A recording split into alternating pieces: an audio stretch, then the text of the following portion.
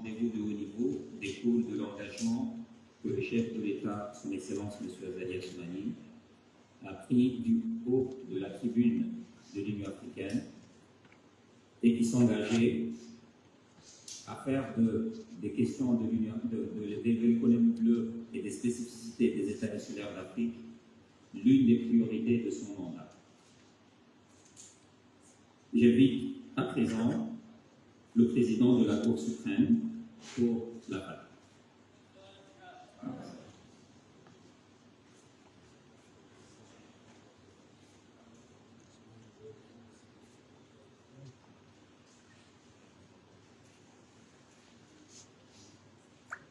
À présent, j'invite M. Nourdine Ali Blahara pour quelques versets coraniques.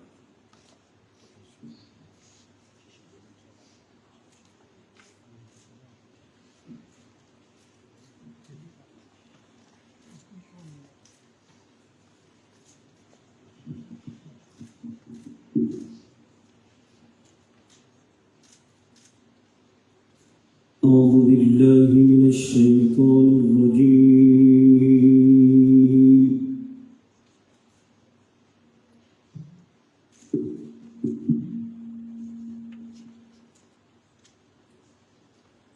بسم الله الرحمن الرحيم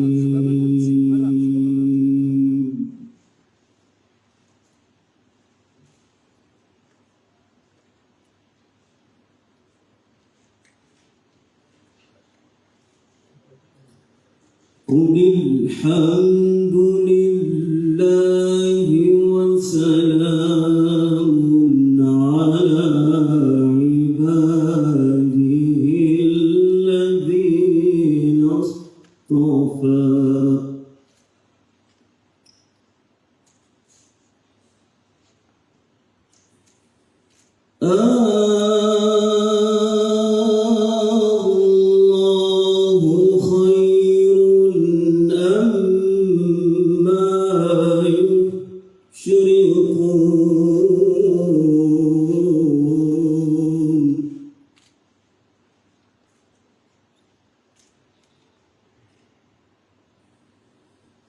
أَمَّنْ خَلَقَ السَّمَاوَاتِ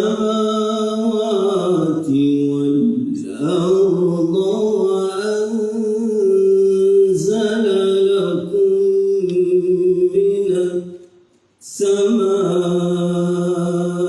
مَاءً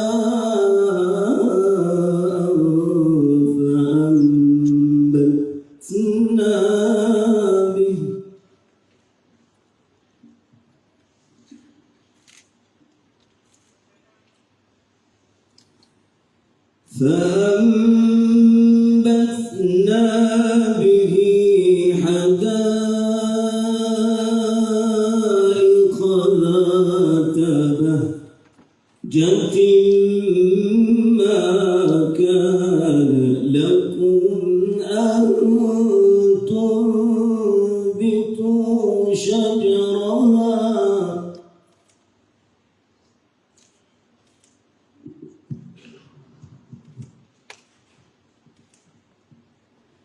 أإله مع الله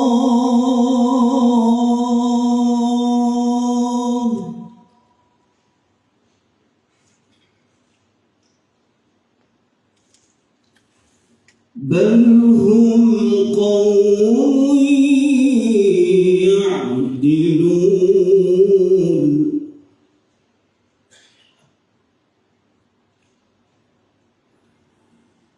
قل الحمد لله وسلام على عباده الذين اصطفى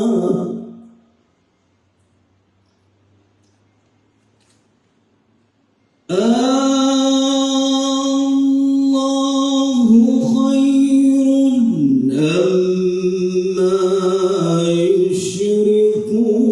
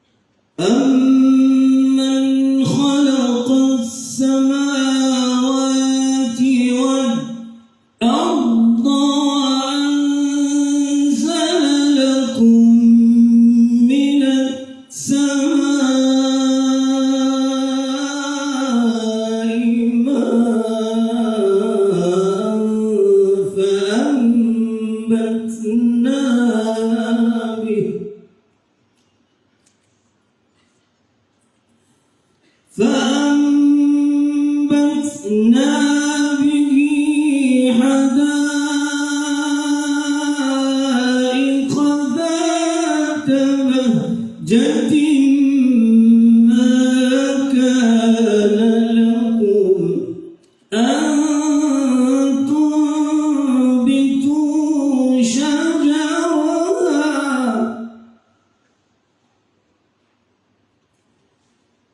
أإله مع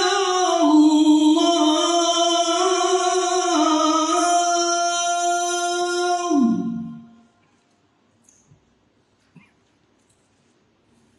بل هم قوم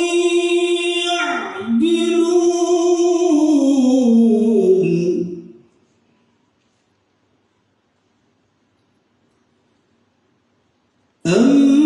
أمن جعل الأرض قرارا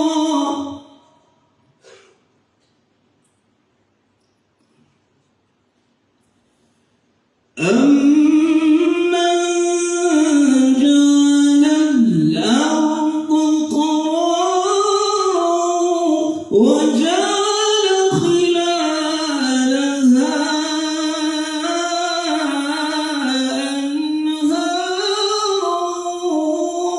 وجعل لها رواسي وجعل بين البحرين حاجزا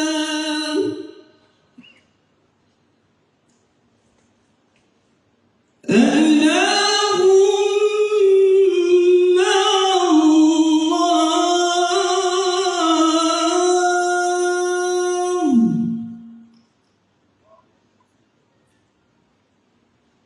بل أكثرهم لا يعلمون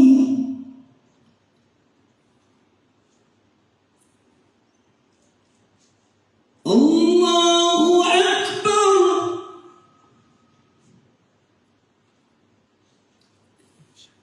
وهو الذي سخر البحر لتأكلوا منه لحما طريا وتستخرجوا منه حلية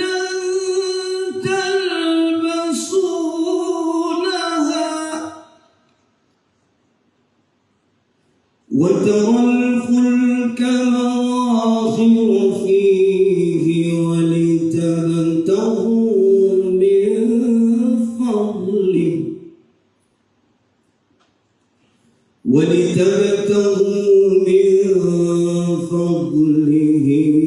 ولعلكم تشكرون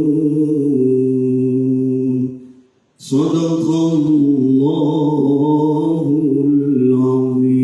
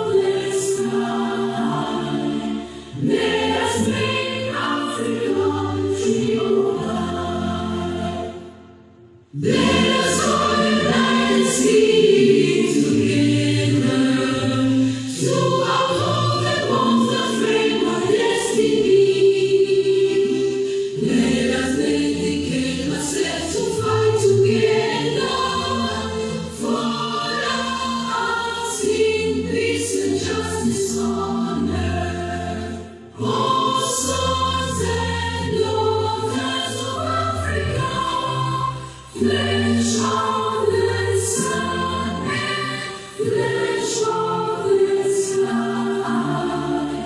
Let us make Africa the tree of life.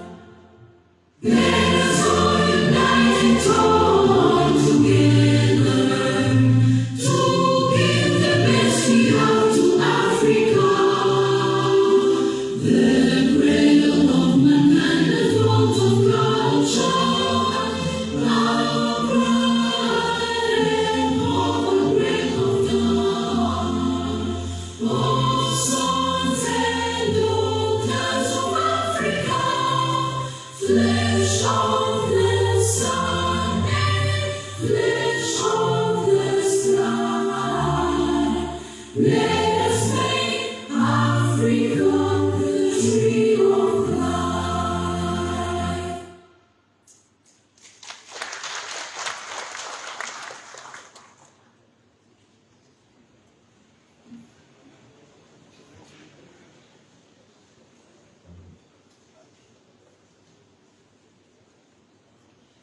Excellences, Mesdames et Messieurs, comme vous le savez, donc cette conférence, placée sous la bannière de l'Union africaine, est organisée en appui avec plusieurs partenaires, notamment l'Union internationale pour la conservation de la nature, et c'est tout naturellement que j'invite M. Luther Anew, directeur général de l'UICN, pour son discours. Merci.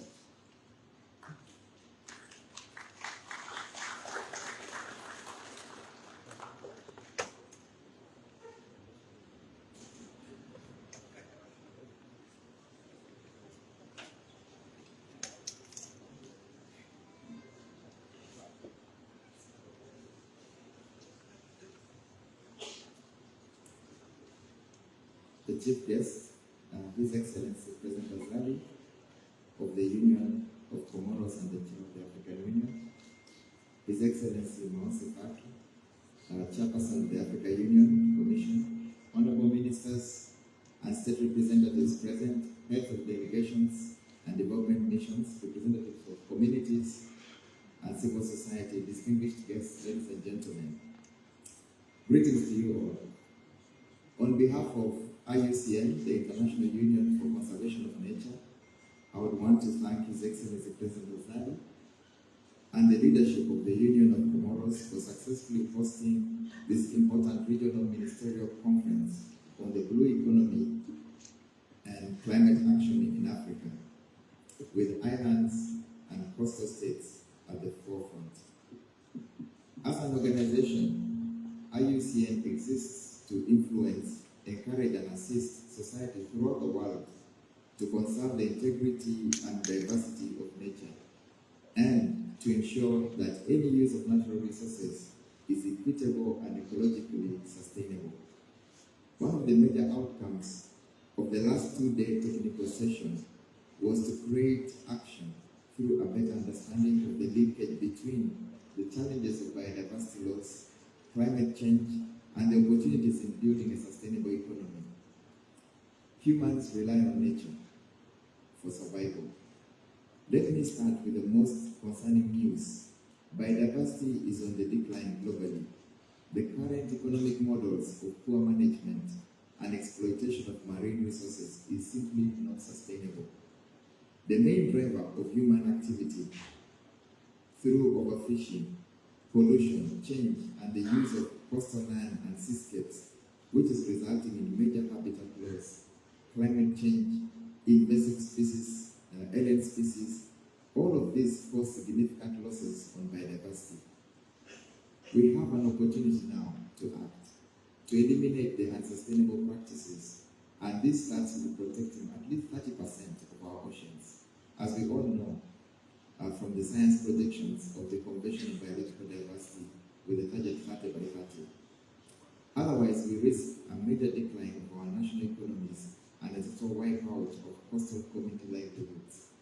The good news is that the blue economy, though an old practice, is a relatively new concept that, similar to the green economy, aims for the improvement of human well-being and social equity, while significantly reducing environmental risks and ecological sacrifices. That is why IUCN and our partner UNECA and now the African Union are championing the Great Blue Wall initiative, which aims for the sustainable use of ocean resources for economic growth, improved livelihoods, jobs, and ocean ecosystem health for the West Indian Ocean. The Great Blue Wall initiative therefore presents opportunities and strategies to mobilize resources and investments in a responsible manner, including engaging the Green Climate Fund and private sector partners to accelerate implementation. We need not repeat the same mistakes. First, we need to ensure that such blue economy development is sustainable, that it is inclusive and it is resilient. The blue economy can become a driver of building back better our economies, while at the same time helping create the jobs that are so much and desperately needed, even more so in this post-COVID period. Once again, this conversation on the blue economy and climate action is timely, and I want to thank all the organizers, the African Union Commission, UNECA, the Indian Ocean Commission, UNDP, IUCN, and the Union of Comoros for jointly organizing this. Together we can make a difference. Thank you.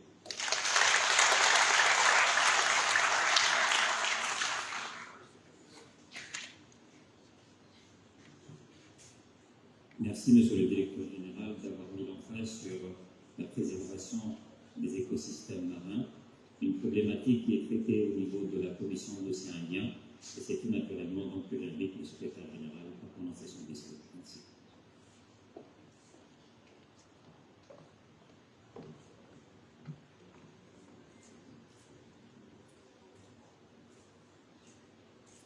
Excellences, Monsieur le Président de l'Union des Comores et Président en exercice de l'Union africaine.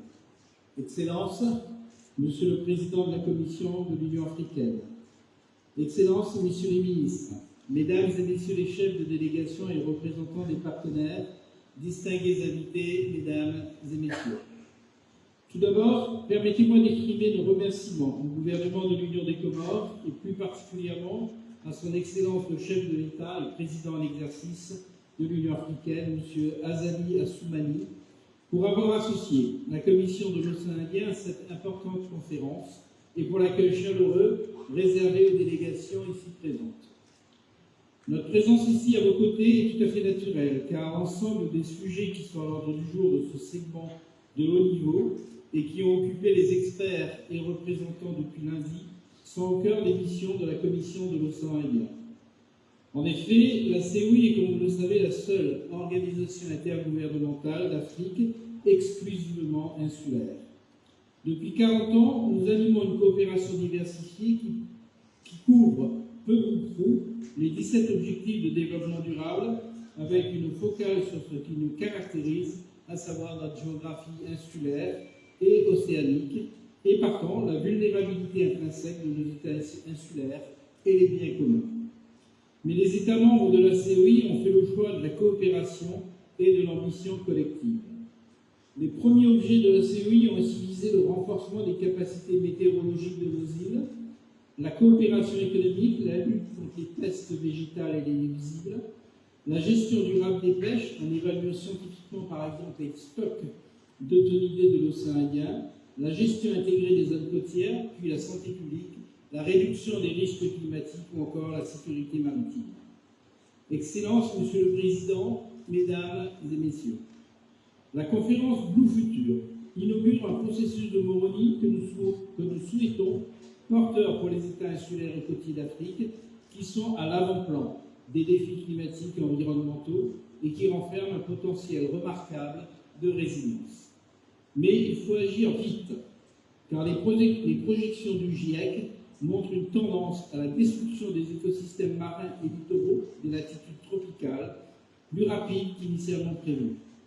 La Grande Muraille Bleue est sans doute l'expression d'une ambition collective et l'occasion d'une action forte, concertée et coordonnée. J'invite les promoteurs de la Grande Muraille Bleue à capitaliser sur les réseaux existants, les expériences de nos institutions et les cadres, notamment de la Convention de Nairobi, pour que nos efforts permettent d'atténuer au mieux le risque et aussi à préparer nos États à faire autrement. Faire autrement, c'est notamment consolider l'architecture de sécurité maritime régionale qui, en la connectant au golfe de Guinée et à l'Indo-Pacifique, doit permettre de mieux prévenir et intervenir face aux risques, crimes et offenses en mer, dont les pollutions. À cet égard, nous avons proposé que la présidence de l'Union africaine évalue l'opportunité d'organiser un forum panafricain des gardes-côtes, ce qui serait inédit. Faire autrement, c'est surtout investir dans la résilience en posant clairement l'équation politique et économique de la mobilisation des ressources des secteurs nouveaux, écologiquement responsables et innovants. L'économie bleue, à cet égard, est un nouvel horizon pour le développement socio-économique du continent et nos pays insulaires ont un rôle moteur à y jouer s'ils opèrent leur mue de petit État insulaire en voie de développement à celui de grand État océan.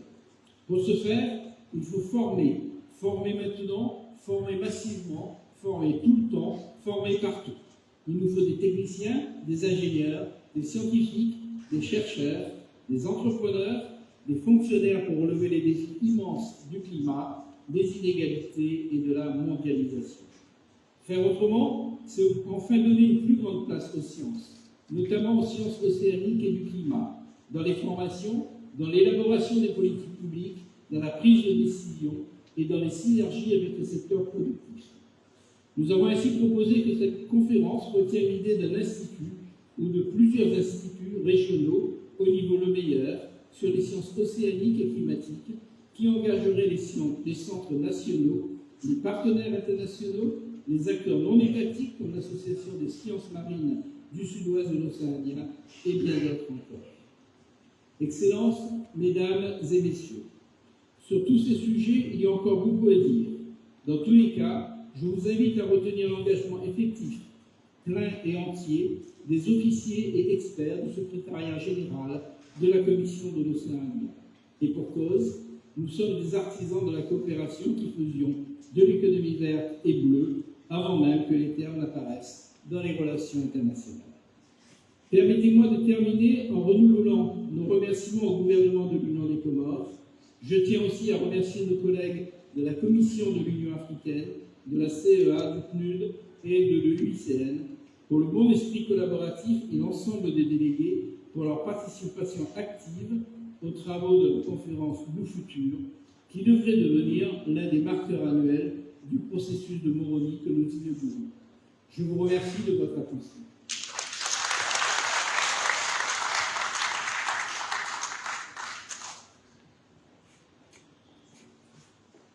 Merci, Monsieur le Secrétaire Général, d'avoir rappelé que la Commission d'océan Indien est l'organisation africaine composée exclusivement d'îles, des îles qui sont souvent exposées aux aléas des changements climatiques, un sujet qui est très souvent traité donc, au niveau de l'Organisation mondiale de la météorologie.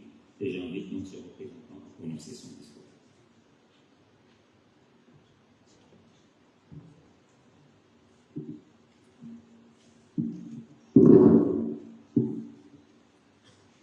Your Excellency, the President of the Union of Comoros, Excellencies, distinguished guests, ladies and gentlemen. It's my great pleasure and honor to address you on behalf of the Secretary General of the World Meteorological Organization, Professor Petro Talas, and on my own behalf. Today, I want to highlight the urgent need to address climate change and its impacts on Africa's blue economy, especially in small island developing states. Climate change poses significant risks to the blue economy. Coastal erosion, environmental degradation, sea level rise, warming seas, heat waves, and extreme weather events, which are all consequences of climate change, contribute to the exacerbation of existing vulnerabilities. Shockingly, only 40% of the African population currently has access to early warning systems for weather, water, and climate-related extremes. In its sixth assessment report, the Intergovernmental Panel on Climate Change underscored the observed trends and projected change in Africa's climate. sea levels in Africa are rising faster than the global average, particularly affecting small island developing states along the Red Sea and the Western Indian Ocean. Rising sea levels, along with increasing sea surface temperatures and ocean acidification, have detrimental effects on marine biodiversity and small-scale fisheries. Projections also indicate that coastal habitats will further deteriorate due to increased air temperature, extreme rainfall, marine heat waves, ocean acidification, and physical damage from tropical cyclones. Coastal erosion is already impacting small island developing states in the Indian Ocean, exacerbated by plastic pollution that threatens jobs and the blue economy sector. Considering the potential of the blue economy and the challenges posed by climate change, early warning systems are more vital now than ever. Early warnings are not a luxury, but a cost-effective tool that saves lives, reduces economic losses, and offers significant returns on investment. But there are still significant gaps, particularly in small island developing states, related to observations, inadequate human skills, limited institutional capacities, and absence of legal frameworks for collaboration with national stakeholders. The World Meteorological Organization is actively supporting its 193 member states in delivering authoritative early warning, maritime and coastal services through training, developing technical guidelines and regulations, and cooperation through programs that facilitate coordination among members in predicting these devastating events. Furthermore, through partnerships with UNESCO IOC, WMO enables the provision of maritime weather information for logistical support, such as with marine pollution, search, and rescue operations. Your Excellencies, ladies and gentlemen, the United Nations Secretary General, Mr. Antonio Guterres, established on the 23rd of March 2022 a new initiative called Early Warning for All, led by the WMO and the UNDRR with partners to ensure early warnings for all, particularly in small island developing states and least developed countries by 2027. As we speak, I'd like you to note that people in small island developing states are 15 times more likely to die from weather and climate extremes when these deaths could have been prevented. Through the Early Warning for All initiative, 13 countries in Africa, Comoros included, will receive support to improve their observer networks and training to produce high-quality and effective impact-based early warning systems. I'd like to close by noting that investing in early warning systems is an investment in early anticipatory action and ultimately in the blue economy. When a warning alert is triggered and disseminated, it creates a window of opportunity to save lives and reduce economic losses, particularly in small island developing states. Thank you.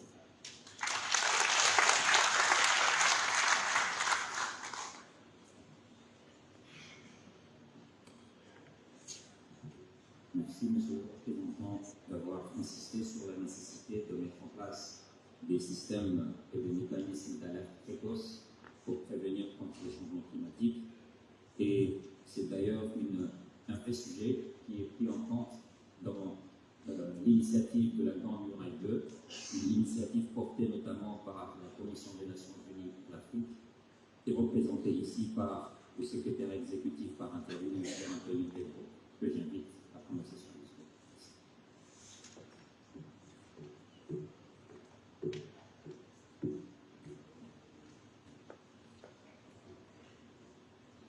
Votre Excellence Azali Assoumani, président de l'Union des Comores et président de l'exercice de l'Union africaine, Votre Excellence Moussa Faki Mohamed, président de la Commission de l'Union africaine, Votre Excellence Véronique Marumatou, secrétaire général de la Commission de l'Océan Indien, Monsieur le gouverneur des îles Anjouan et de Morel, Mesdames et Messieurs les membres du Parlement, Mesdames et Messieurs les membres du gouvernement de l'Union des Comores, vos excellents représentants de différents pays participant à cette conférence, Monsieur Luther Anuto, directeur régional pour l'Afrique orientale et australe à l'Union internationale pour la conservation de la nature, Monsieur François Xavier Batalungaya, coordinateur résident des Nations Unies aux Comores, Monsieur Sinaj Sonez, représentant résident du PNUD aux Comores, Mesdames et Messieurs les membres du corps diplomatique, des représentants de l'Organisation internationale régionale, chers collègues du système des Nations Unies, Mesdames et Messieurs les représentants des États privés, des sociétés civiles, du monde académique et des médias. Excellences, Mesdames et Messieurs, Assouman Alaïkoum. Je suis honoré d'être ici à Morone avec vous toujours aujourd'hui, avec vous tous aujourd'hui, et j'exprime ma reconnaissance au président de l'Union des Comores et au peuple comoréen pour leur chaleureuse hospitalité en nous accueillant dans leur pays. En prenant la parole, j'aimerais aborder des points cruciaux. Notre pourquoi politique, l'objectif qui nous unit ici aujourd'hui, et notre comment, les éléments essentiels dont nous avons besoin pour atteindre ces objectifs. Permettez-moi de commencer par l'objectif qui nous rassemble. Je suis né dans la ville balnéaire de Machiche, au Mozambique, un pays doté d'un littoral remarquable qui s'étend sur 2700 km sur un continent comptant plus de 400 000 km de côtes. Tout comme pour d'innombrables autres Africains, l'océan occupe une place particulière dans mon cœur. Les zones marines et les zones côtières de l'Afrique sont vitales pour les moyens de subsistance des millions de personnes. Elles fournissent des emplois, des revenus, de la sécurité alimentaire, ainsi que des services climatiques et une biodiversité inestimable. Alors que nous nous réunissons ici aujourd'hui, nous sommes animés par un objectif commun, celui de libérer l'immense potentiel de nos océans, tout en le préservant pour les générations à venir. Nous aspirons à créer un avenir où les habitants de nos communautés côtières prospèrent, mènent une vie prospère et saine, tout en préservant notre précieuse biodiversité et en respectant les pratiques culturelles liées à la mer. De plus, nous reconnaissons le rôle central que nos océans peuvent jouer dans la lutte contre le changement climatique. Et le changement climatique, il y a bien réel. Vous savez, quand j'ai atterri à Moroni-Selandi, avant d'aller à mon hôtel, j'y suis allé visiter un projet de développement rural mis en œuvre par le gouvernement comorien avec l'appui du PNUD et du GCFE. Le coordonnateur du projet m'a indiqué que la saison des pluies, qui était avant de 6 mois, est désormais de 4 mois environ. Les pluies sont assez violentes et destructrices des récoltes. Ces projets tentent de générer des espèces agricoles et animales plus résistantes aux effets ravageurs du changement climatique. Ces projets sont d'une extrême importance, car ils s'inscrivent dans le cadre de l'action climatique pour une meilleure adaptation à la nouvelle donne. À terme, ils sécurisent les agriculteurs et les éleveurs en leur assurant des revenus pérennes. Ils assurent la sécurité alimentaire aux consommateurs. Ils offrent des opportunités aux jeunes et aux femmes d'embarquer dans les activités génératrices de revenus.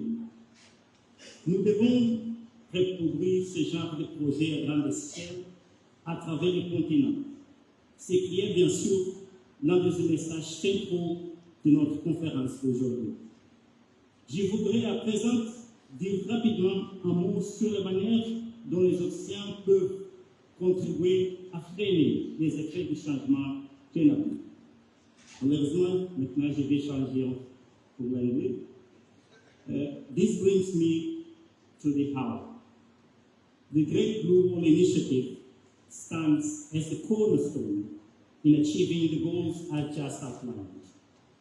It offers us an African-driven roadmap to create a nature-positive world by 2030. By conserving and restoring critical marine and coastal ecosystems, enhancing socio-ecological resilience, and developing a regenerative blue economy, this initiative has the potential to unlock livelihood opportunities for 17 million people in the Western Indian Ocean. However, three key ingredients will be crucial to the continued success of this initiative. Firstly, we need to support projects that contribute to the structural transformation of African countries, enabling them to convert comparative advantages into lasting competitive advantages. While most of our regional integration initiatives have focused on trade and business development for landlocked countries, we must not overlook the integration of island states with the broader continent. The ongoing implementation of the African Continental Free Trade Area can play a vital role in transforming island economies from being sea-locked to being sea-linked. By increasing levels of intra-African trade in blue economy goods and services, we can foster the development of blue regional value chains. Secondly, continental projects such as the Great Blue Wall Initiative need to also be operationalized at the country level. Alongside our partners, the UN country teams can play a crucial role in this regard. It is essential to harmonize relevant policies and regulatory frameworks. Furthermore, resource allocations at the national level will need to be aligned with priority areas, such as those identified by the Great Blue Wall Initiative. More generally, a whole of government approach is necessary. Beyond that, there's a need to mobilize additional financing, which brings me to my third point.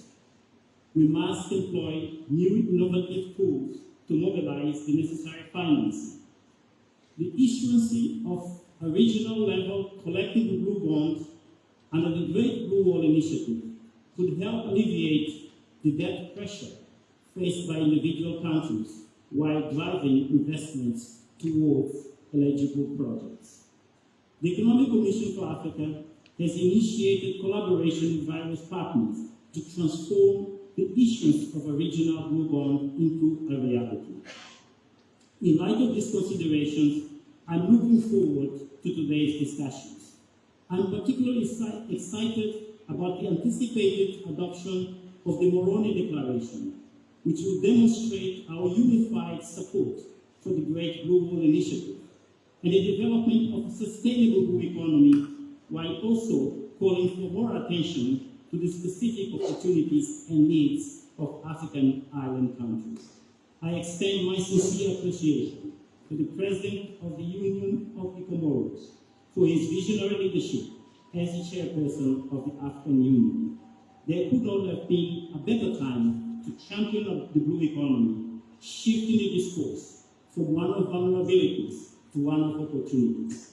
In collaboration and under the leadership of the African Union Commission and other esteemed partners, the Economic Commission for Africa is fully committed to providing continued support to the Comoran AU presidency in its pioneering efforts towards advancing the blue economy and protecting our oceans.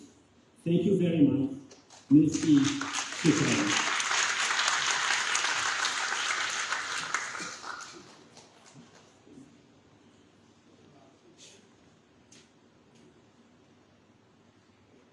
Monsieur le secrétaire exécutif par intérim, vous avez insisté davantage sur la nécessité de se prémunir contre les changements climatiques. Et ce sont des problématiques qui seront très prochainement abordées lors du prochain sommet sur le climat qui se tiendra en septembre prochain au Kenya. Une République du Kenya qui nous a fait l'honneur d'être présent parmi nous et représenté par son ministre en charge de l'économie, que j'invite à prononcer son discours.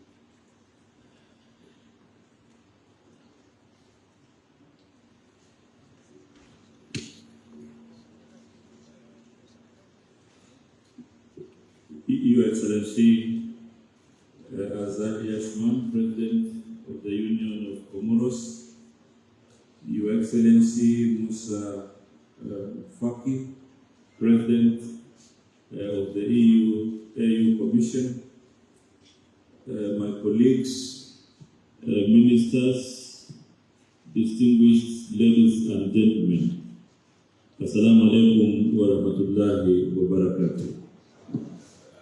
Good morning, everyone.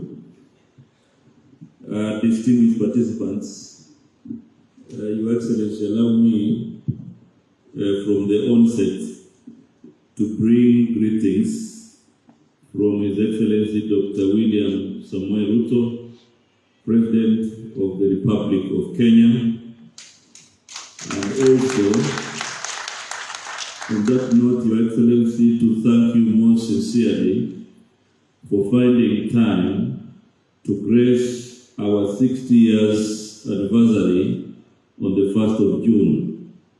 As a government and as a country, we didn't take that lightly, and His Excellency the President has requested me to convey his greetings and those of the people of Kenya.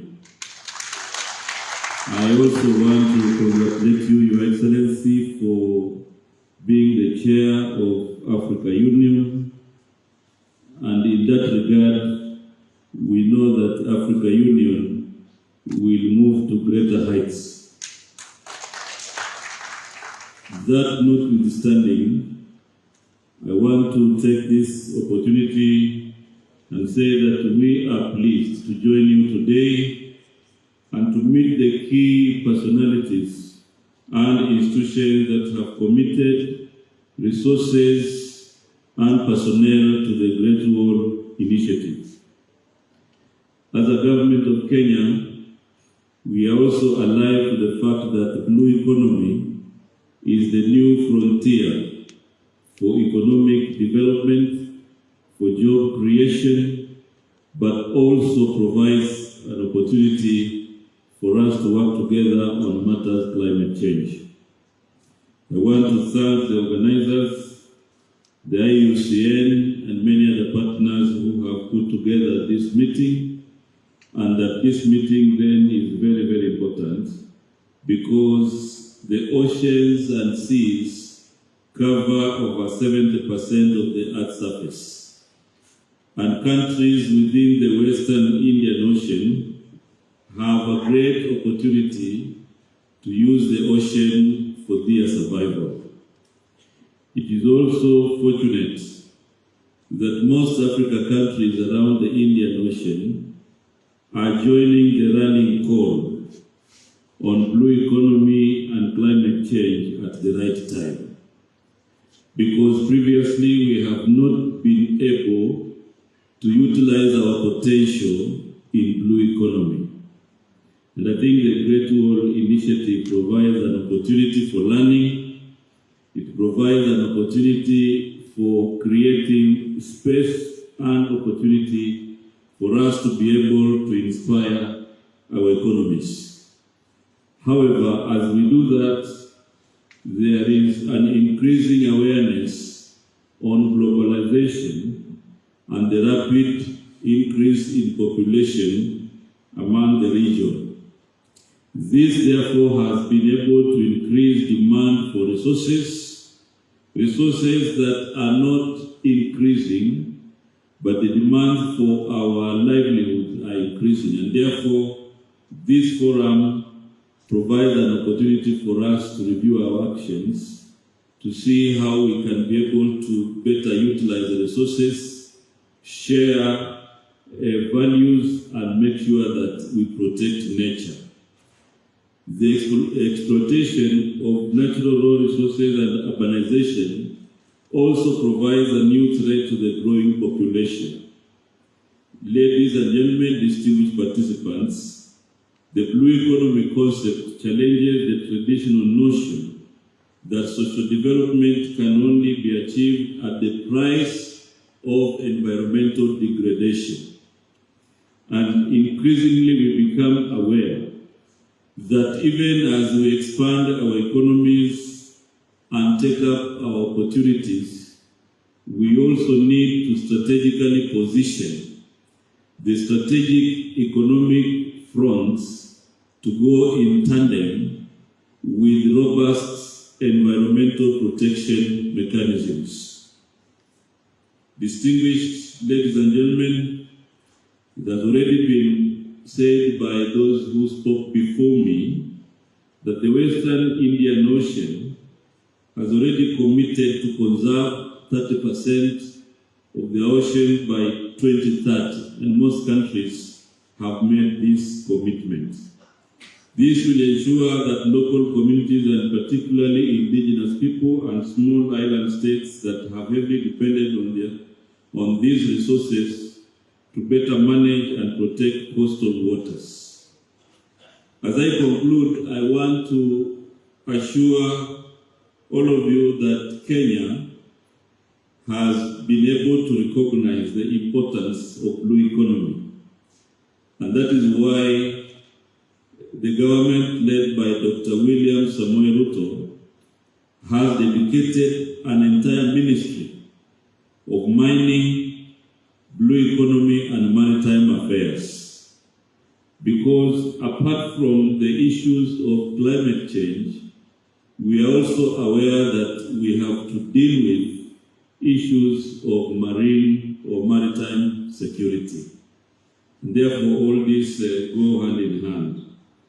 Ladies and gentlemen, the need for us to structure our regional and international cooperations underpins all aspects of blue economy, and it means then, as we go along, we need to update and advance our governance mechanisms to be in tandem with exploitation of waters beyond the national jurisdiction for assistance in enabling the effective management and utilization of the exclusive economic zone.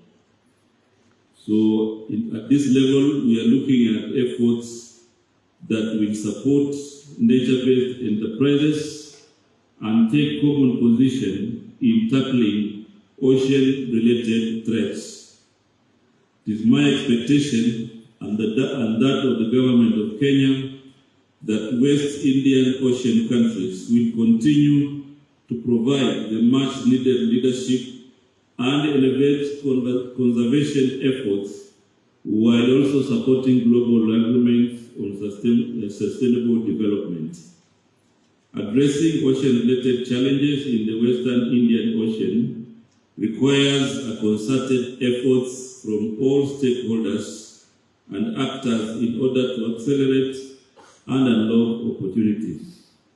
To achieve this, I urge all of us to relook at our capacities as nations and take bold steps and facilitate a conducive environment that will generate achievements in blue economy development for local communities, but as well as inspire investments. So, ladies and gentlemen, Your Excellencies, I want to confirm that the Republic of Kenya is ready to work with all of you to make sure that as we inspire our economies, we also deal with issues of climate change. And in that regard, Kenya will be hosting the Climate Change Summit in September, and it is my wish and the wish of the government of Kenya that you will find time to participate in that high-level discussion and resultant action plan. Thank you very much, and God bless you.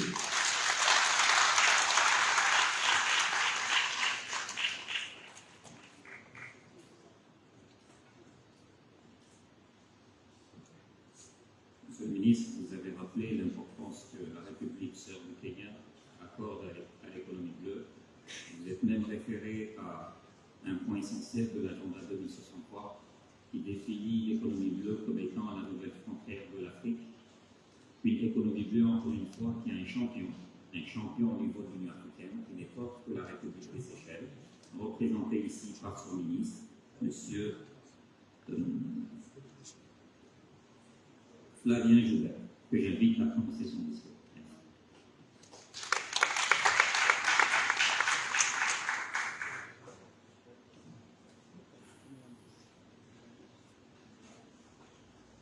Son Excellence Azali Assoumani, président de l'Union de Comores et aussi président d'exercice de l'Union africaine, Excellence Moussa Faki, président de la Commission de l'Union africaine, secrétaire général de la Commission de l'océan Indien, Excellence ministre et autres représentants des organisations internationales, distingués invités, bonjour.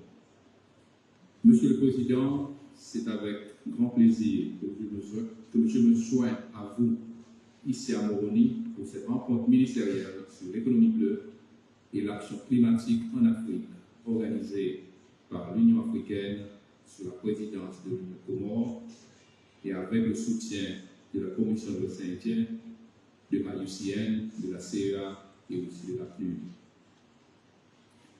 Permettez-moi d'abord de transmettre les vœux du président de la République des Seychelles, son Excellence M. Weber Ronkalawan, et aussi président de la Commission climat des États insulaires d'Afrique, qui ne peut malheureusement pas se joindre à nous pour cette réunion. Lors de l'ouverture de la réunion technique de la Commission qui s'est tenue aux Seychelles le 10 au 12 mai, le président Ronkalawan a exprimé sa confiance dans le leadership de la présidence comorienne pour faire avancer l'agenda commun des États océaniques et insulaires d'Afrique. Je cite: « Je tiens à saisir cette occasion pour saluer le leadership continu de l'Union africaine dirigée par le président de la République des Comores, son Excellence Azali Assoumani, pour faire avancer un programme qui reconnaît la contribution de tous les États membres, aussi petits soient-ils, à l'ensemble d'agenda pour le développement de l'Afrique. Cette commission est essentielle à l'avancement de la stratégie de l'Union africaine en matière de changement climatique et de développement résilient. » Fin de citation. La délégation séchelloise sont donc très satisfaites des démarches entreprises aujourd'hui ici à Moroni pour faire avancer les actions sur l'économie bleue, la grande muraille bleue et le climat, ce qui cadre parfaitement avec les ambitions exprimées lors des réunions techniques et s'accorde bien avec la feuille de route de Beauvallon pour la mise en place de la Commission et aussi les actions futures. Monsieur le Président, l'opérationnalisation rapide de la Commission est hautement prioritaire. Avec le soutien de la Commission de l'océan Indien en tant que secrétariat intérimaire du Royaume du Maroc et des partenaires clés tels que la CEA, nous espérons être en mesure de mettre en marche la feuille de route et soutenir mieux les membres dans un proche avenir. Cette feuille de route qui a été récemment élaborée devrait, avec des ressources adéquates, permettre à la Commission climat des États insulaires de rattraper son retard et de produire des résultats sur des échelles aussi larges que les autres commissions. Une étape importante qui a été fixée pour cette année est une réunion ministérielle à la COP28 où les rapports et les projets de propositions pour la création de la commission seraient présentés. L'ambition des Seychelles en tant que président et porte-drapeau est d'encourager une réflexion au niveau de l'Afrique sur les bénéfices potentiels de cette économie bleue et de la Commission d'encourager les membres à utiliser nos spécificités et notre capital humain pour innover et améliorer la gestion de notre espace océanique afin que nous livrions conjointement pour le climat, la biodiversité et les moyens de subsistance. Cela devrait être l'occasion pour les États insulaires de la région de se réunir et d'agir pour produire des résultats significatifs au niveau régional et mondial, de collaborer à travers le continent avec d'autres groupements similaires et de renforcer la coopération à l'échelle de l'Afrique. Nous sommes conscients néanmoins que développer des actions communes pour les îles de l'océan Indien et de l'Atlantique représentera un formidable défi de coordination et de ressources. Le soutien et la coordination par l'intermédiaire de l'Union africaine seraient indispensables à cet égard. Pour soutenir les efforts des pays d'Afrique, nous devons travailler à établir des partenariats et à mettre en synergie nos efforts au niveau continental. Le travail en cours ici aujourd'hui, sous la direction de l'Union africaine, pourrait marquer le début de nouveaux partenariats pour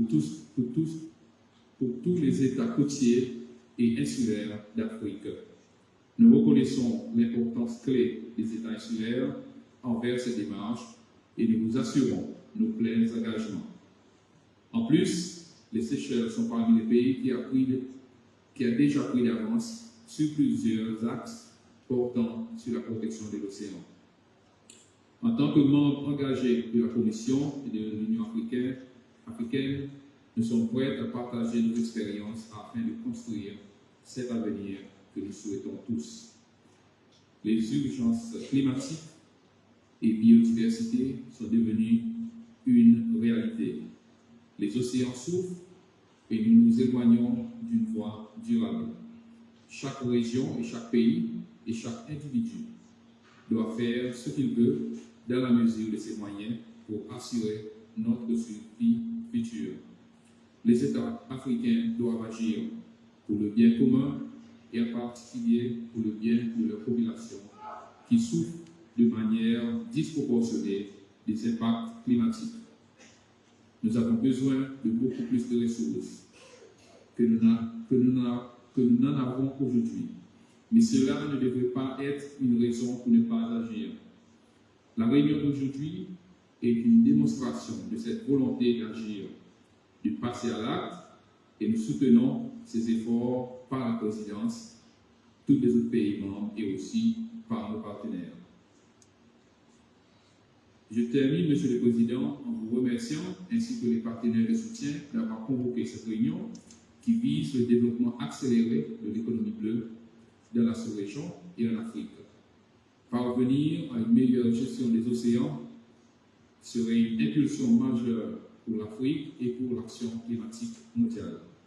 Les États insulaires d'Afrique, les États côtiers et en fait l'ensemble du continent seraient touchés positivement par de tels efforts. Nous devons alors tous utiliser ces opportunités pour appuyer la transformation et l'intégration de l'Afrique.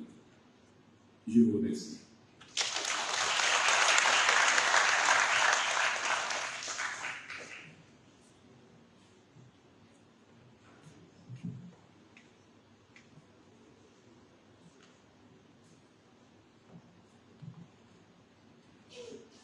Monsieur le ministre, votre discours s'est beaucoup plus appesanti sur la nécessité de créer des partenariats pour mettre en œuvre nos politiques et nos orientations stratégiques.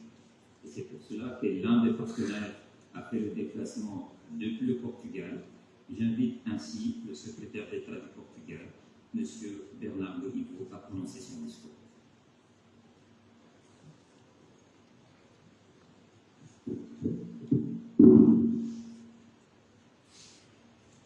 Your Excellency, Mr. President, Your Excellency, the President of the African Union Commission, ministers and colleagues, dear guests, ladies and gentlemen.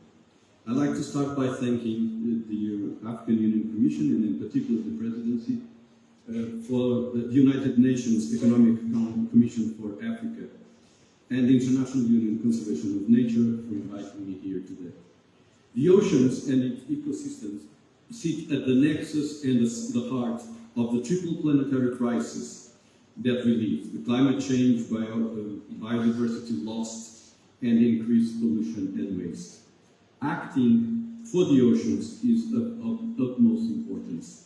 And quoting the Secretary General of the United Nations, António Guterres, he said, we should be the ocean's best friend. But he added, humanity is now its worst enemy.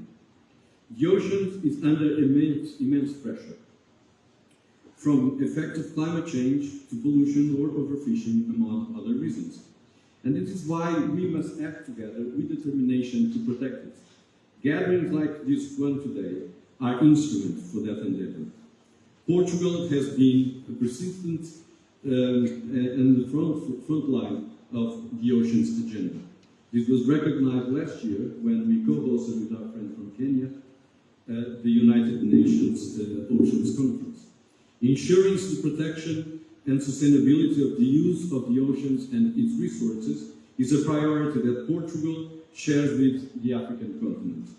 It's a question to address such a global change using multilateral and multi-stakeholder approaches that are the privileged platforms of shared knowledge, exchange of best practices, energy innovation, and improving policies.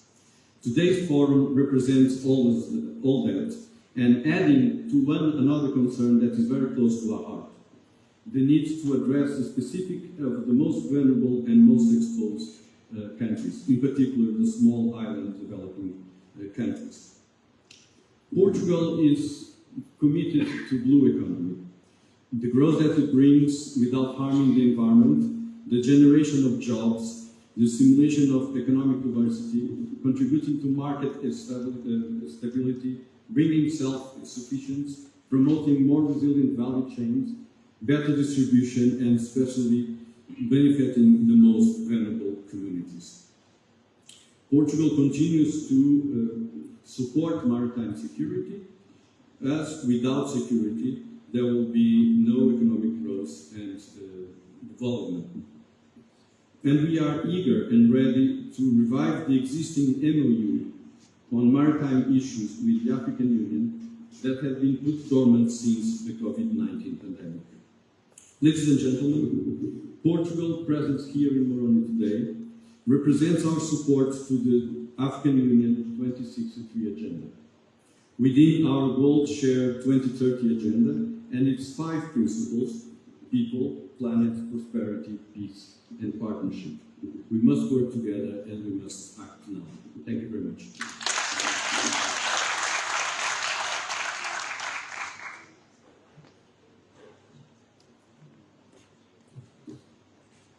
Monsieur le secrétaire d'État, au terme de votre propos, vous avez donc insisté sur votre soutien à l'agenda 2063, un agenda 2063 qui est porté par l'Union africaine. Il est représenté ici aujourd'hui par son Excellence M.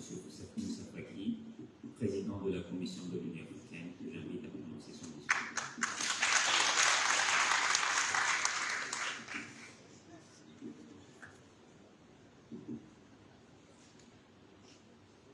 Excellence, Monsieur Azali Assoumani, président de l'Union de Comores et président en exercice de l'Union africaine, Madame la Première Dame, Monsieur le Président de l'Assemblée, Monsieur le Président de la Cour suprême, Mesdames et Messieurs les ministres et les chefs de délégation, Mesdames et Messieurs les membres du corps diplomatique, Mesdames et Messieurs les représentants des organisations internationales, chers partenaires, Mesdames et Messieurs. Assalamu alaikum wa rahmatullahi wa barakatuh. Je voudrais avant tout propos exprimer ma gratitude à son Excellence mon frère Azali Assoumani, président de l'Union de Comores et président en exercice de l'Union africaine, pour l'initiative heureuse de cette réunion et pour y avoir convié la Commission de l'Union africaine. Je voudrais vous remercier, Monsieur le Président et Madame, pour l'excellent dîner offert hier. شيخنا من البحر أكلنا لحما طريا. البحر فيه خيرات لا تعد ولا تحصى، ولكن مع الأسف مهددة من التغير المناخ.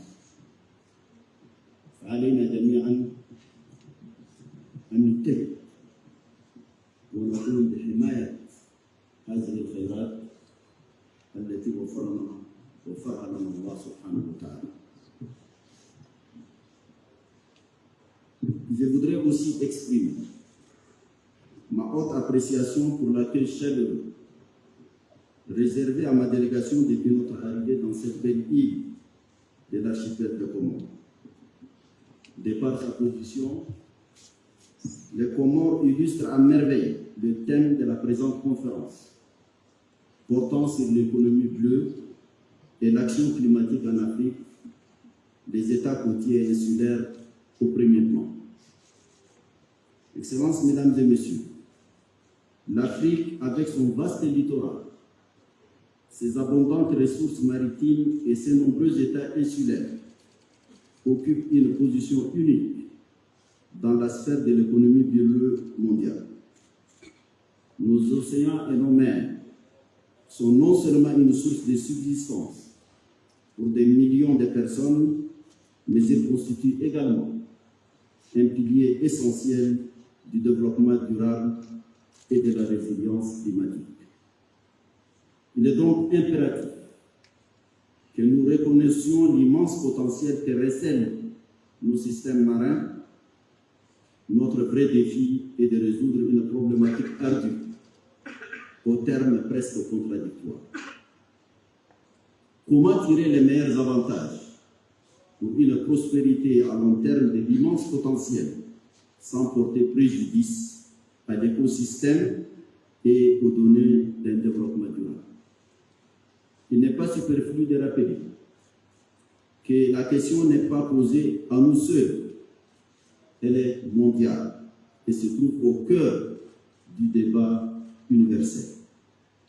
Dans ce débat, les préoccupations de l'Afrique sont connues et notre devoir à tous est de les mettre en relief et de plaider avec force pour leur prise en compte.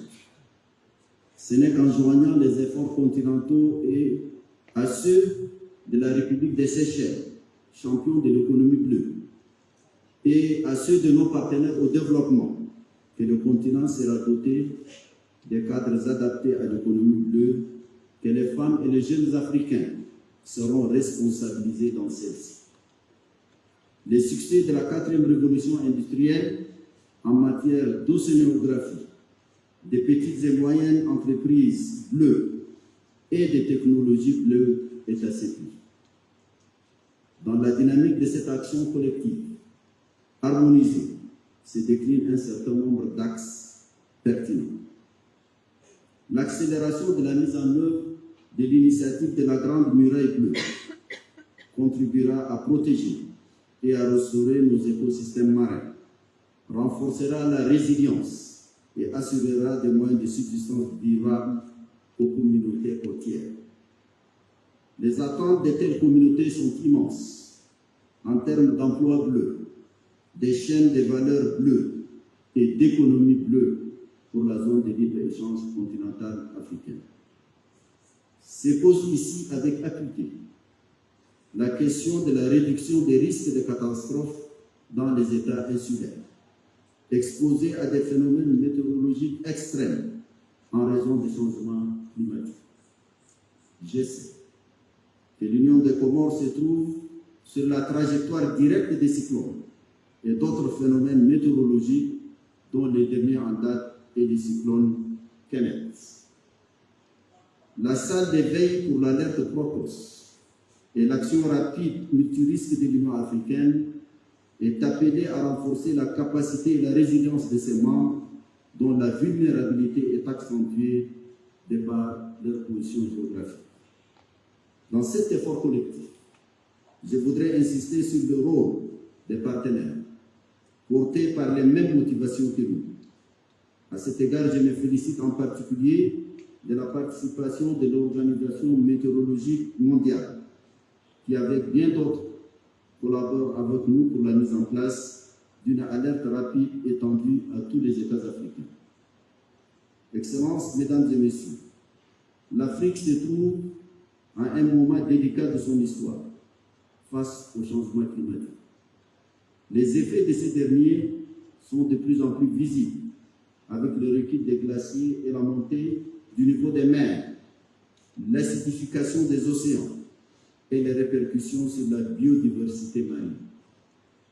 La présente conférence offre une occasion remarquable de prendre des engagements politiques forts, de valoriser la collaboration et de s'attaquer ensemble à ces questions transfrontalières. J'appelle avec force à la mise en œuvre de la stratégie et du plan d'action de l'Union africaine sur les changements climatiques et le développement résilient 2022-2032. Aujourd'hui, nous avons également l'occasion de réorienter notre développement vers une voie à faible émission de carbone, conformément au plan d'action de l'Union africaine pour la relance verte en faveur du développement durable. Cette conférence marque également une étape importante dans l'amplification de la voix des États côtiers et insulaires africains dans les préparatifs des prochains événements africains et mondiaux prochains. Je pense ici sur le sommet africain sur le climat, sous la direction du comité des chefs d'État et du gouvernement africain sur les changements climatiques, présidé par son Excellence le président William Ruto de la République du Kenya. La COP28 qui doit se tenir l'année prochaine aux Émirats arabes unis. La conférence des petits États insulaires en développement qui se tiendra à Antigua et Barbuda. Et la conférence des Nations unies sur les océans représente quelques-unes de ces échéances capitales. Ensemble, nous pouvons libérer l'immense potentiel de l'économie bleue et relever les défis de développement auxquels sont confrontés les États insulaires. Excellences, Mesdames et Messieurs, permettez-moi de souligner un point qui me tient tout particulièrement à cœur. Venant du confin du Sahara africain, frappé du sceau de son aridité, je suis émerveillé, comme je vous l'ai dit, par l'immensité de l'océan qui vous entoure de partout. Là-bas, la lutte contre la désertification s'opère entre autres par le reboisement. La muraille verte en est le projet phare. Ici, c'est l'abondance de l'eau et la verdure qu'on doit gérer. La muraille bleue se profile comme le nouveau projet phare. Tout en étant des remparts, ces murailles ne sauraient être des murs de séparation des hommes et des cultures. Les États insulaires ont des traditions, des arts, des cultures, une spiritualité, une âme pour tout dire. Le concert de Trappes hier, Monsieur le Président, nous a rappelé beaucoup de choses. Il nous a montré cette richesse. Une telle dimension de leur existence est souvent sacrifiée sur l'autel des considérations mercantilistes et environnementalistes stricto sensu. Ce serait bien que cette conférence jette de nouvelles lumières sur ce plan essentiel des problématiques qui nous interpellent dans ces espaces envoûtants à plus d'un titre. J'espère que nos partenaires seront attentifs à nos souhaits ardents de travailler efficacement avec nous, au-delà des déclarations d'intention et des professions de foi, à la mise en œuvre des cadres continentaux relatifs à l'économie bleue, au changement climatique et à la biodiversité dans l'intérêt des îles africaines et de l'humanité tout entière. En souhaitant de fructueux échanges dans notre conférence, je vous remercie de votre aimable attention.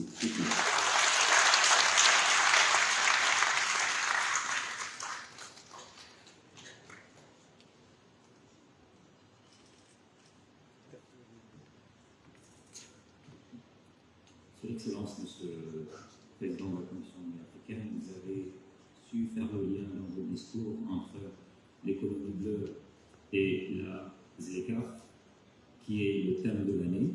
Donc, le thème de l'année qui est consacré donc, à la mandature de Son Excellence le Président de la République, qui veut donner la parole. Mais avant, après l'effort de réconfort, on va assister à une démonstration folklorique avant de donner la parole à Son Excellence le Président.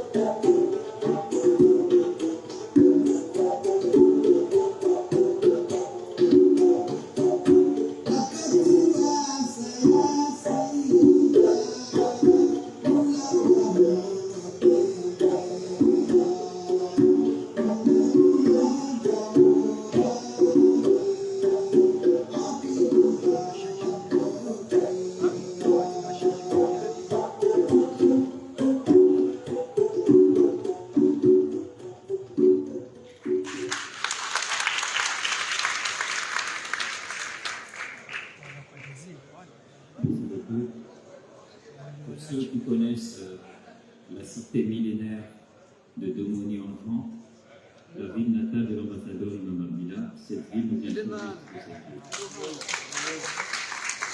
Son Excellence, Monsieur le Président de l'île des Comores.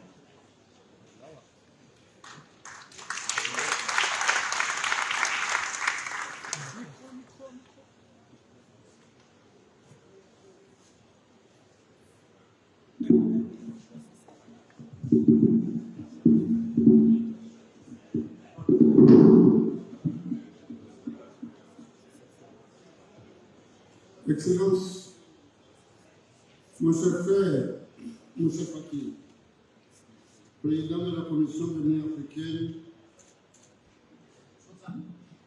mesdames et messieurs, honorables assistants, assalamu alaikum wa rahmatullahi wa barakatuh. Je voudrais en premier lieu vous souhaiter à toutes et à tous une chaleureuse bienvenue à l'Union des Comores à l'occasion de cette conférence ministérielle sur l'économie bleue et les États insulaires d'Afrique. Je voudrais ensuite vous dire à quel point votre présence parmi nous honore et nous rassure. Encore davantage quant à la volonté commune de tous nos États insulaires et côtiers d'Afrique de prendre leur destin en main et de jouer un rôle de premier plan dans la transformation économique de notre cher continent. En tant que président de l'île des Comores et président à l'exercice de l'Union africaine, je ne peux que vous exprimer ma profonde reconnaissance pour avoir fait le déplacement à Moroni, afin qu'ensemble, nous réfléchissions sur la destinée de notre grand, beau et riche continent.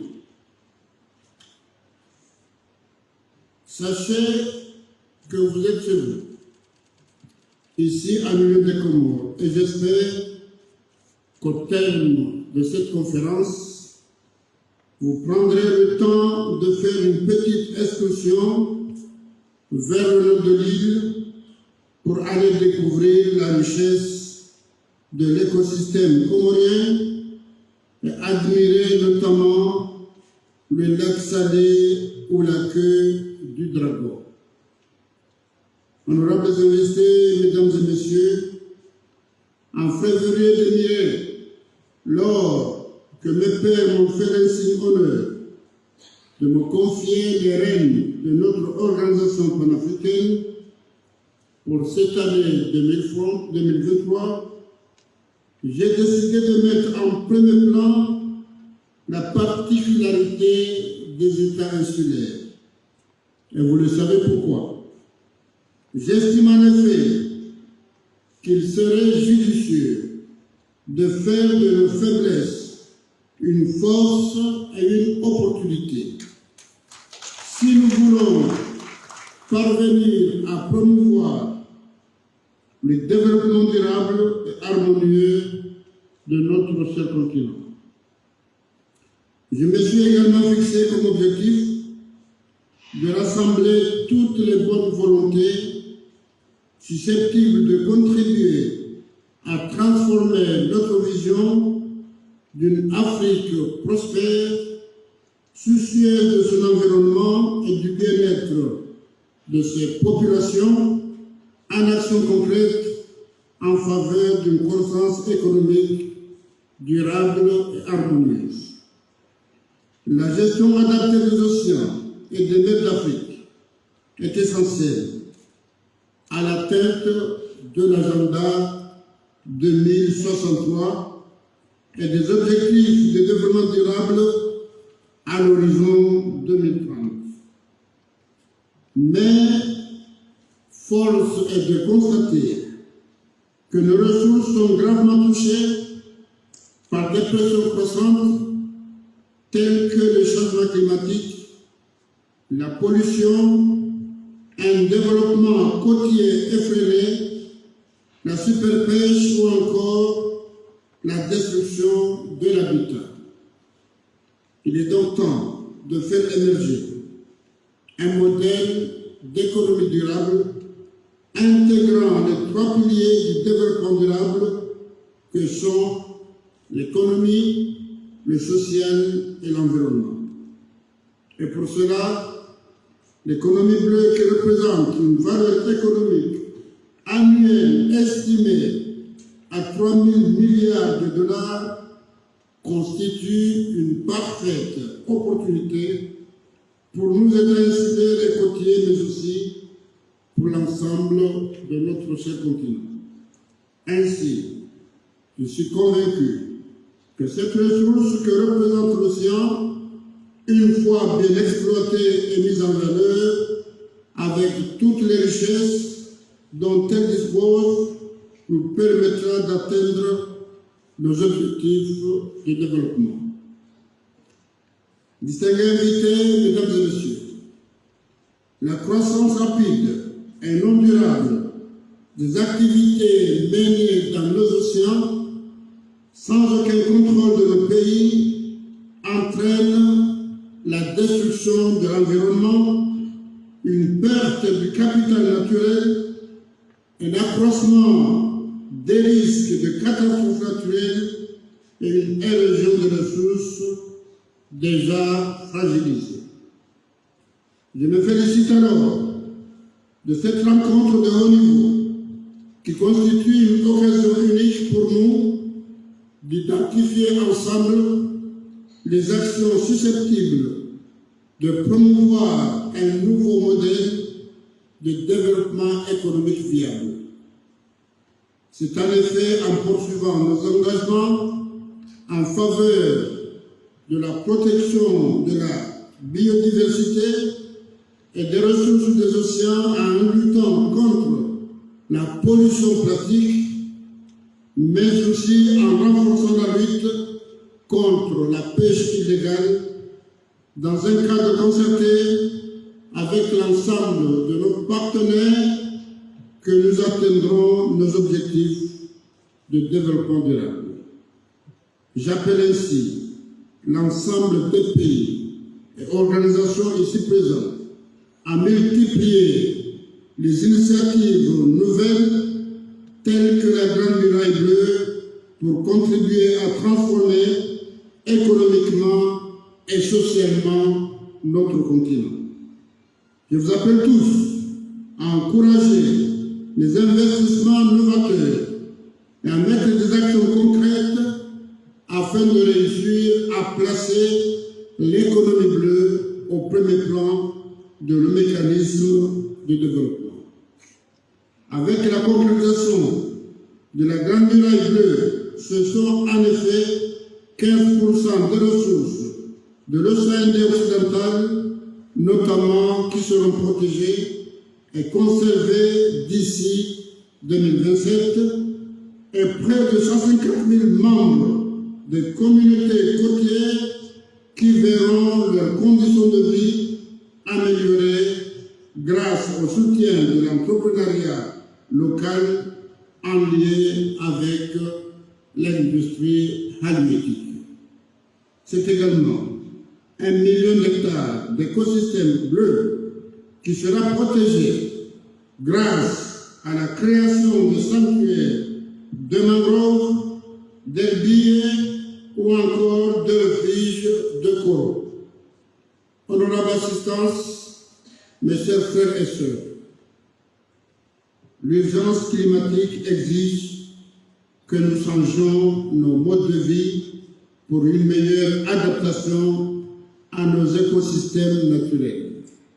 Ainsi, face aux bouleversements créés par le dérèglement climatique, notre combat doit être collectif.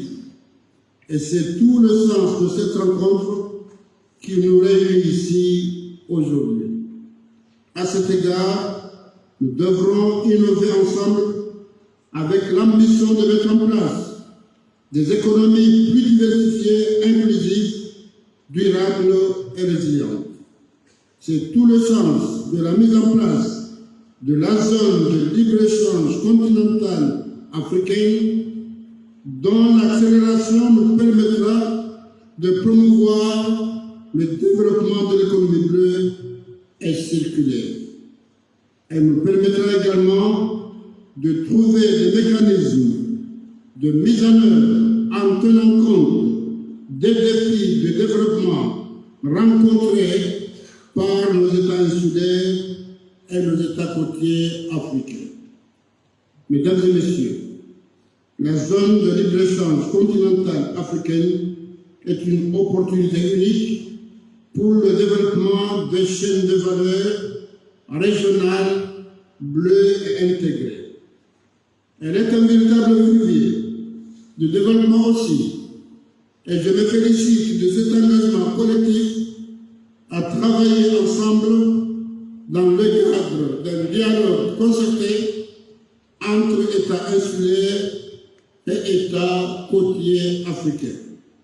Je tiens dans ce contexte à vous dire le sens de l'importance qu'aura l'adoption de la déclaration de Moroni, qui doit refléter une collaboration gagnant-gagnant visant à répondre collectivement à la résilience climatique et à investir dans un avenir partagé.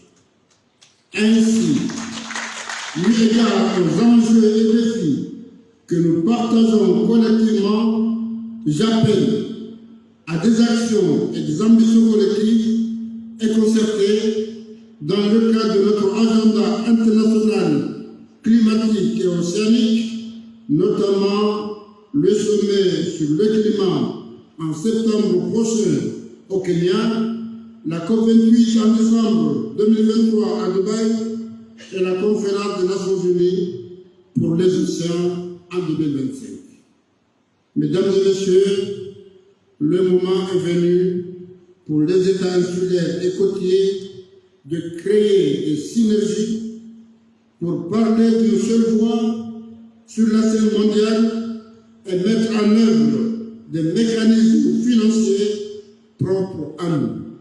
Ainsi, en ce moment précis, où les enjeux sont de plus en plus nombreux, je me réjouis de la tenue effective de cette première conférence ministérielle sur l'économie bleue et j'espère que nos travaux seront riches et fructueux. Je ne peux conclure mon propos, Excellences, Mesdames et Messieurs, chers frères et sœurs, sans féliciter la cellule de coordination et d'accompagnement de la présidence comorienne de l'Union africaine avec à sa tête le conseiller professeur de philosophie Mohamed Ismaïla pour la bonne préparation et l'organisation réussie de cette rencontre. Je renouvelle pour la même occasion nos sincères remerciements à vous tous, les membres de délégation ici présentes, pour avoir bien voulu vous joindre à nous et assurer ainsi la réussite de cette conférence. Je vous souhaite à toutes et à tous un très bon retour dans vos pays respectifs. Vive une Afrique prospère et durable, vive l'unité et la cohésion africaine. Je vous remercie.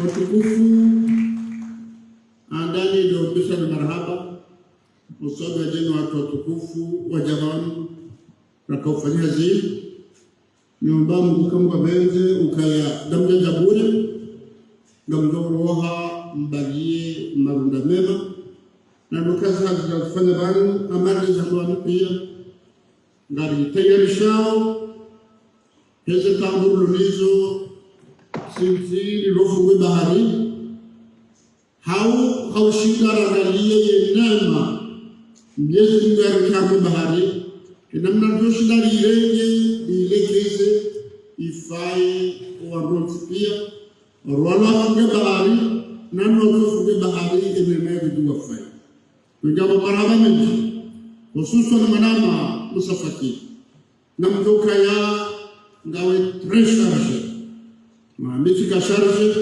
beka wana me débordé samlo kanga we très chargé kutulamu ngoro wangu wasuli wage Sheikh Musa Mujohan kama Mungu amadeliza baba ka dawa jo jataki ndio ka ubere hunu nikenda sinawe wangalwa na nyuma makaloto watima ubize mabakati hunu uzungulia hawezisiwa uone ilaja Ibrahim Tima ukaya inamna jitolea hamini Africaine hausadia Afrika hususan deze habari zinazohusu bahari wa msana mferesheo niombe Mungu nezma jalia wasadie uwasili haruma za mazaha kwa hivyo tukufu tunakamdile ukaze ngoza mapia kufanya zihaz shabala emana kafuna Qur'an wala Sheikh Salim dabika zi aya shingande hamzisa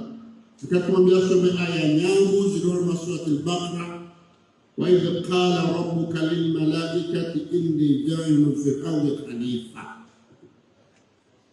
قالوا أتجعل فيها من يفسد فيها ويسفك الدماء ونحن نسبح بحمدك ونقدس لك قال إني أعلم ما لا تعلم. إذا هالكلام يسوع المسيح يزيد وكان يزيد بملائكة وكان بهم عندهم المسيح الشمس. هذا آية.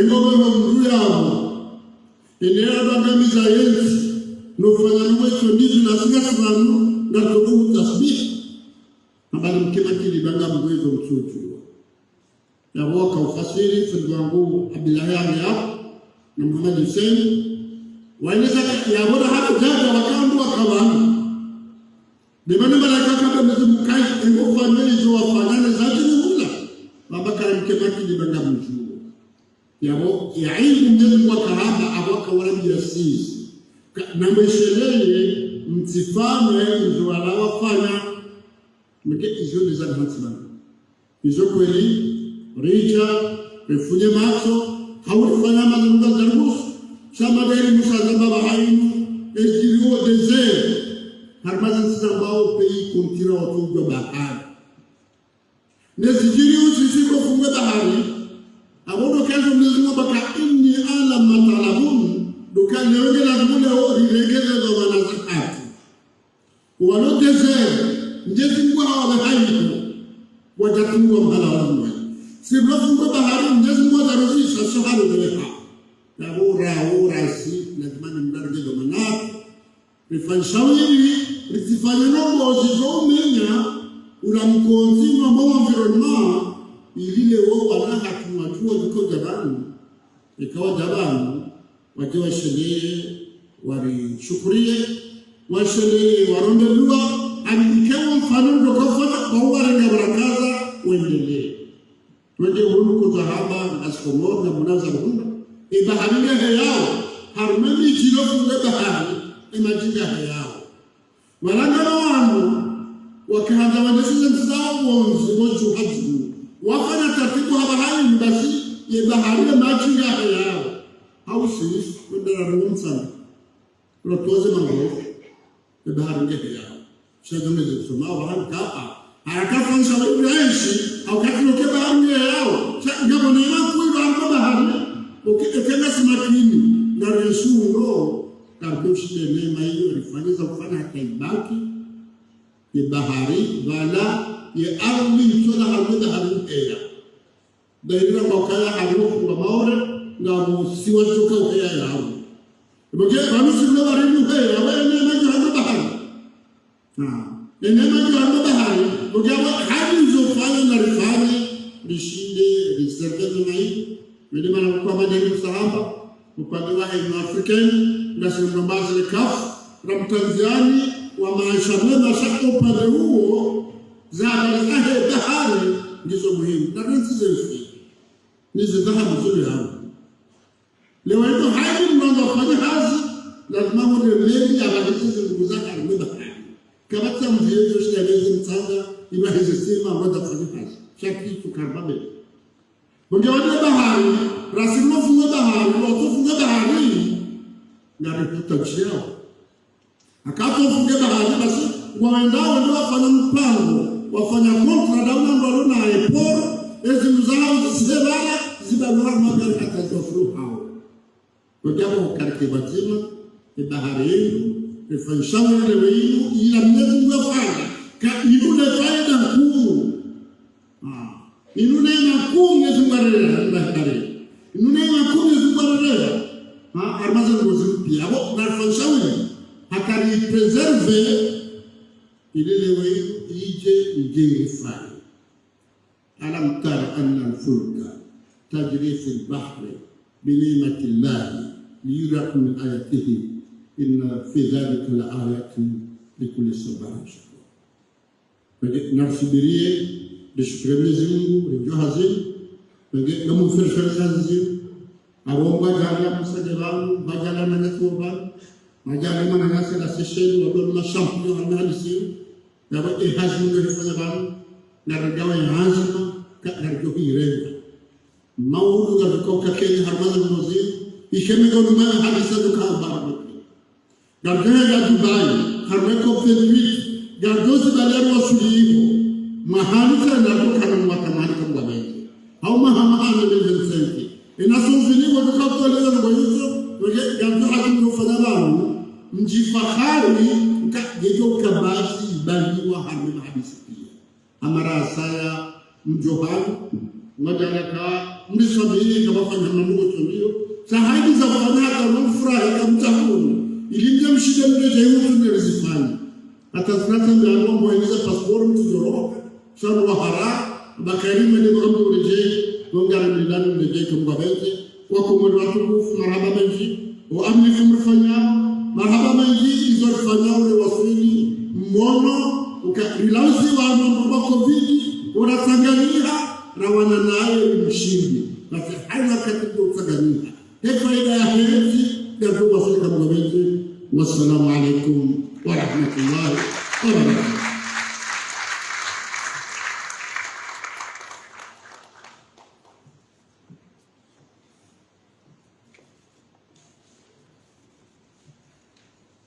Excellences, mesdames et messieurs, c'est ici que s'achève donc cette première séquence de la conférence ministérielle sur l'économie bleue, les spécificités des États insulaires d'Afrique. Après quoi, nous allons donc passer à la photo de famille au Coran. J'invite donc les officiers qui se trouvent sur cette tribune, les ministres et le corps diplomatique à rejoindre le chef de l'État pour la photo, avant de passer au panel.